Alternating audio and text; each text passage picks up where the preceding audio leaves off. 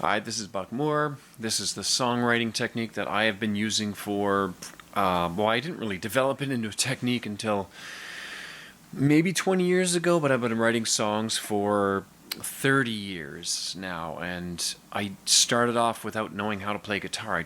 I wanted to write songs, and then eventually I had to learn how to play guitar. So the first few songs I wrote were without the assistance of a guitar. And I didn't even buy an acoustic guitar when I finally got one. I got an electric guitar, which is, some people say it's not a good songwriting tool. It is. It's fine. Singer-songwriter can write without an instrument, as I've discovered with the apps that are available. So I'll go through the steps here.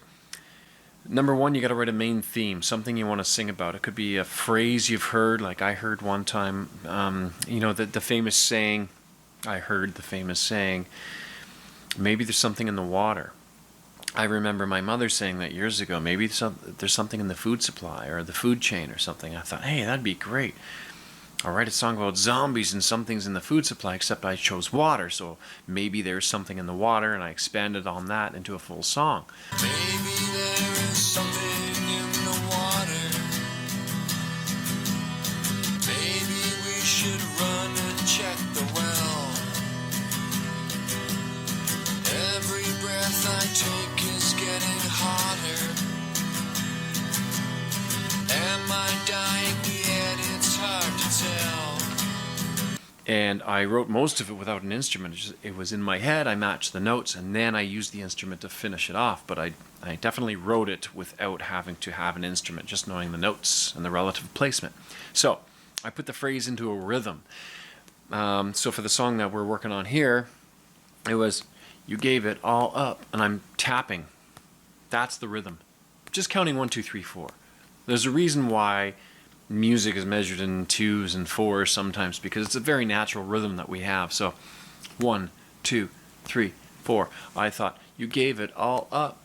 What were you looking for? And if I actually watch my fingers hit together on every word, I know exactly what beat every word should be. So you gave it all up. What were you looking for? So it's easy to figure out the rest of the timing based on that. And then once I have that phrase into a beat, the rest pretty much writes itself, because I'm rhyming. I'm a rhymer from way back, so that's all I do. Determine what notes they are. So you give each word a note. Before you get into any guitar strumming or piano playing, give each word a note.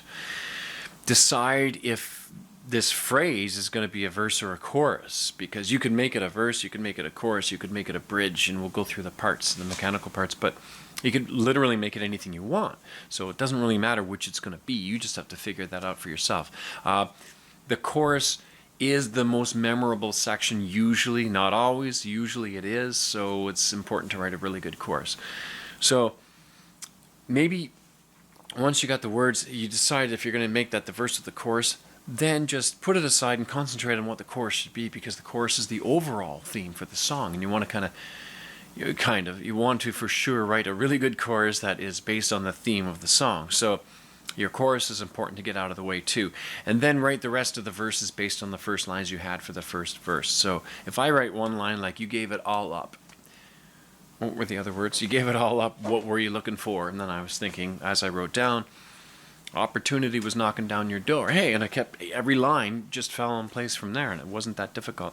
So write a bridge if you really need one. You don't always need a bridge. I mean, I wrote a 6-minute song one time with no chorus or bridge. It was just the same. It was 2 chords for 6 minutes. It sped up along the way, and the words were interesting, so that's how that song actually worked.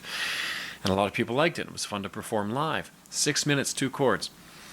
So, but sometimes I write bridges, because I know that the bridge is going to be, it's going to take you away into a slightly different direction with slightly different melody and chords to make it feel different. So it breaks up.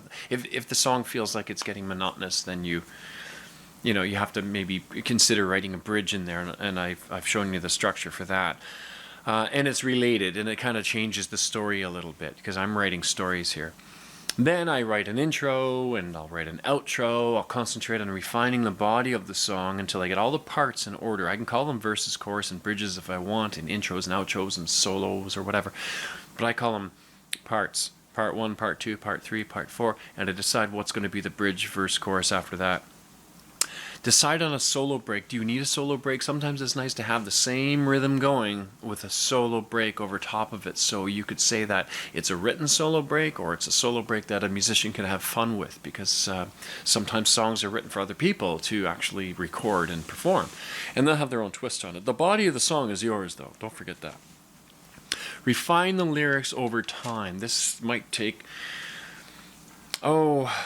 it might take anywhere from a couple of hours to a couple of months to refine the lyrics. If you spend time on them every day, like, it's never going to leave your head. If the song's strong enough and means enough to you, then eventually you'll figure out, you'll refine the words, refine every note from every word, and you'll have to know the song inside and out. But that could take a while. I wrote a song once on the way home from work, and every stop light on my bike I wrote another line, and by the time I got home the thing was written. But there's other exceptions where it could take me months to figure out the way the words are going to go. Okay, and then decide on a style. You might want to do, like, this song that I just wrote is pop and ska and rock. It's pop because it's got a bouncy, sort of memorable sort of flavor to it. It's ska because it has staccato guitar parts that I wrote into it, so it's like a offbeat sort of guitar.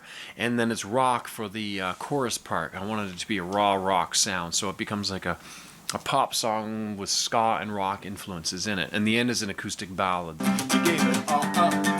What are you looking for?